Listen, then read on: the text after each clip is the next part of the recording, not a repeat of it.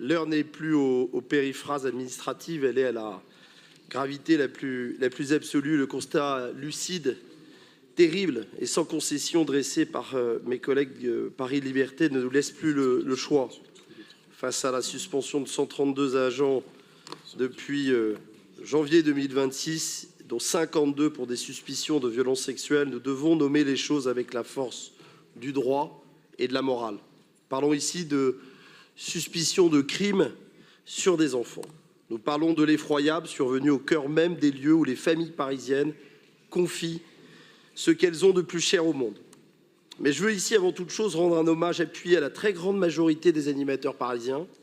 Aujourd'hui, ces professionnels sont inquiets, ils sont meurtris par l'ombre que ces défaillances jettent sur leur métier. Ils sont pour la plupart d'excellents professionnels, profondément dévoués, d'une intégrité remarquable et légitimement appréciés des familles. C'est aussi pour eux, pour protéger leur honneur et la valeur de leur engagement, que nous devons faire toute la lumière.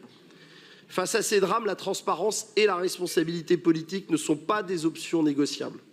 Elles sont un impératif catégorique auquel vous ne pouvez pas vous dérober. En tant que maire de Paris, vous êtes le chef de cette administration. C'est sous votre autorité directe que ces directions agissent. Et c'est à vous et vous seul qu'il incombe de répondre de leurs actes.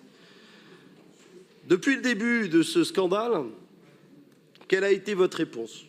Alors vous nous avez créé à la hâte une convention citoyenne qui a déjà débuté, dont votre exécutif a fixé d'ailleurs le cadre de manière unilatérale et arbitraire, en affirmant d'emblée qu'on ne doit pas penser à revenir à la semaine de 4 jours pour les enfants. Vous avez donné le ton. Les conclusions sont écrites avant même la fin des débats. Soyons lucides, cette instance bidon n'est qu'un écran de fumée pour diluer vos responsabilités et surtout externaliser la crise.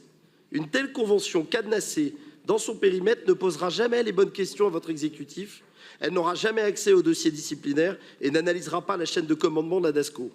Vous ne pouvez pas régler un scandale de cette envergure par un simulacre de concertation. Dire que tout est derrière nous, monsieur le maire, ne suffira pas. Nous devons vous poser les questions qui dérangent, les questions fondamentales sur les conséquences directes de vos défaillances internes. Comment expliquer cette succession de crimes commis dans plusieurs circonscriptions scolaires parisiennes? Pourquoi là-bas? Qui a manqué de vigilance? Qui a fermé les yeux? Qui n'a pas signalé à l'autorité judiciaire ou hiérarchique interne alors que la loi ou les procédures internes l'exigent? Cette question s'adresse à toute la chaîne de responsabilité. Élus de votre majorité, agents, cadres de direction. C'est l'examen de cette faillite des alertes qui doit être mise à nu.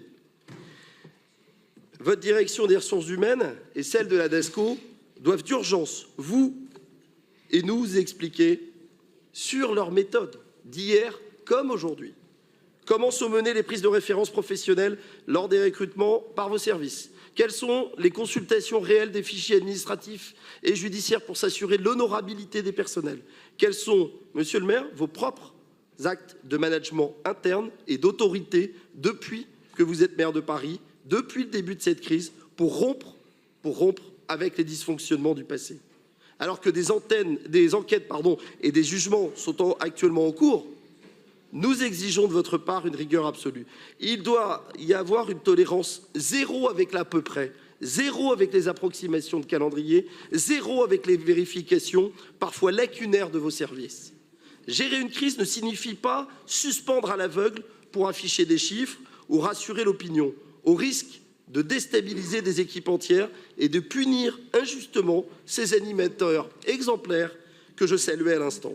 C'est pourquoi je me félicite de la création de cette mission d'information et d'évaluation que nous avons demandée et obtenue et qui va enfin contraindre votre administration, je l'espère, à la clarté. Mais face à l'inertie de l'hôtel de ville, l'exigence de vérité change d'échelle et elle prend une dimension nationale.